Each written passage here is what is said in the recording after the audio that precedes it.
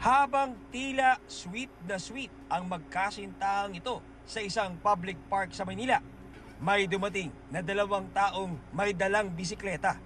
Ang isa sumirip saglit, daang-daang lumapit sa magkasintahan at mabilis na kinuha ang isang bag. Kinuha yung bag at pinasa dun sa kasamahan niya na si alias Salve. At umalis na sila at makikita naman natin dun na hindi napansin nito mga biktima natin yung pangyayari. Natukoy at naaresto ang isa sa mga suspect, isang babaeng 3 buwang buntis. Umamin siya sa krimen. 700 lang po yun. Laptop at saka yung cellphone. Bakit mo nagawa po? Sa pangangailangan lang po. Sa pagkain. Hindi rin po ako nagsisisi. Nagawa ko na magsisisi ka pa. Hindi na po. Hinahanap pa ang kanyang kasabwat. Sinilakay naman ng pulisya ang tindahang ito sa Manila kung saan ibinenta ang mga ninakaw nila na gamit.